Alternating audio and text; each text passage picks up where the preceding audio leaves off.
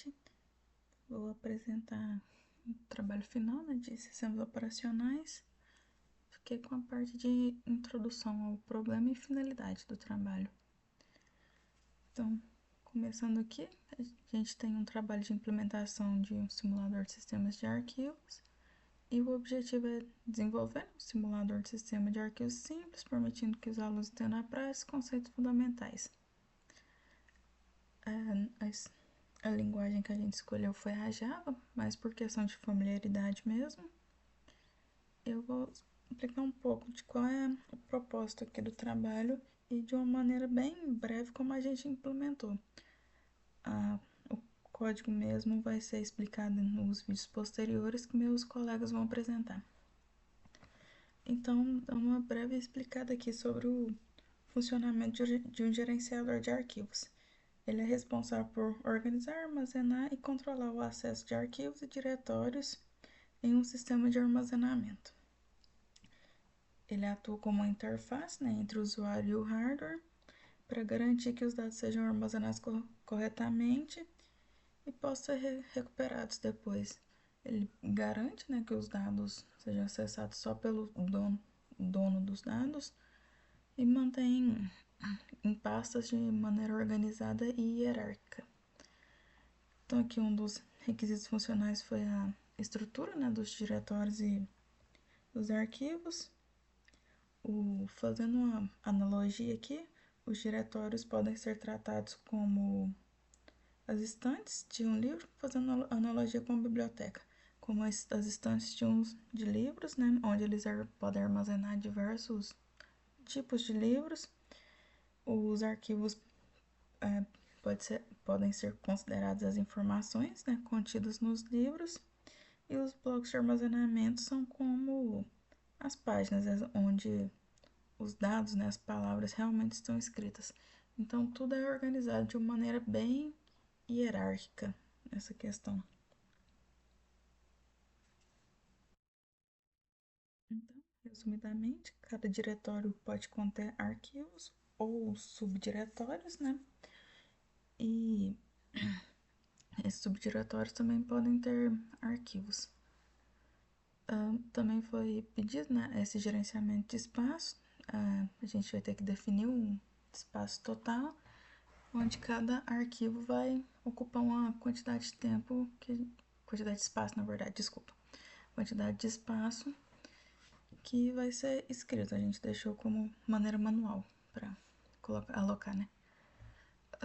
Então, não pode exceder nesse tamanho limite.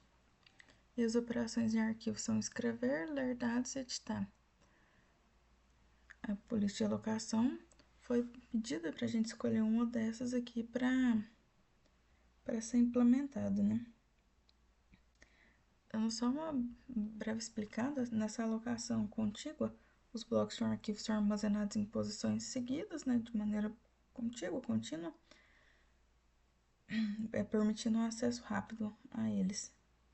A alocação encadeada, cada arquivo é armazenado em blocos espalhados pelo disco. Aí cada bloco contém um ponteiro para o próximo bloco do arquivo. E a indexada, em vez de usar os ponteiros dentro dos blocos, ela mantém uma tabela de índice com os endereços dos blocos. A que a gente usou foi a encadeada, que foi implementada no nosso.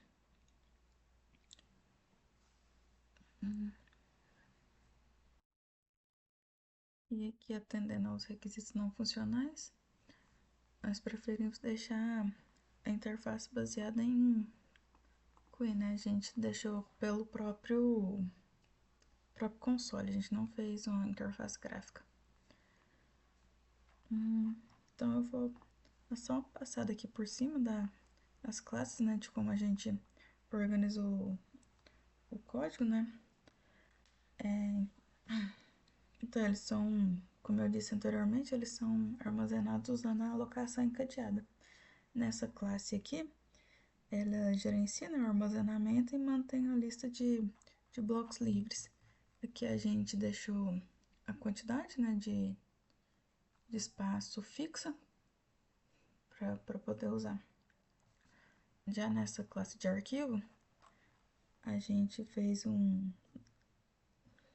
na verdade ela representa, né, um arquivo e contém uma referência ao primeiro bloco alocado.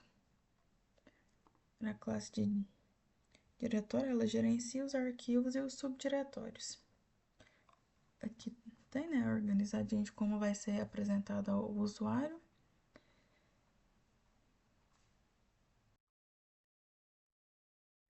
Nesse menuzinho tem as funções de criar o diretório, né, o subdiretório, criar arquivos, excluir e poder listar todo o conteúdo que foi criado anteriormente. Aí depois tem essa classe de bloco, que tem só os atributos mesmo do bloco para poder fazer o encadeamento. E a classe main, não tô conseguindo pegar ela por conta do negocinho aqui de gravar. Deixa eu ver aqui. Aqui. A classe main, onde a gente só chama, né, a função para ela poder ser executada. Então, como eu disse anteriormente, né, fiquei só com a parte mesmo da apresentação do trabalho e a introdução ao tema. E nos vídeos posteriores, as classes serão explicadas melhor, o funcionamento do código será explicado de uma maneira melhor. Então, de uma maneira bem resumida, esse gerenciador de arquivos segue os princípios, né, de um gerenciador real, né, de um sistema de arquivos real, permitindo criar, armazenar e excluir os arquivos dentro dos diretórios. Ele usa a alocação encadeada, né, onde os arquivos são armazenados em blocos interligados, e demonstra de maneira hierárquica como ficam alocados, né, os arquivos, os diretórios, subdiretórios, mostrando, né, de uma maneira bem simples como é um sistema de arquivos real. Então, é isso.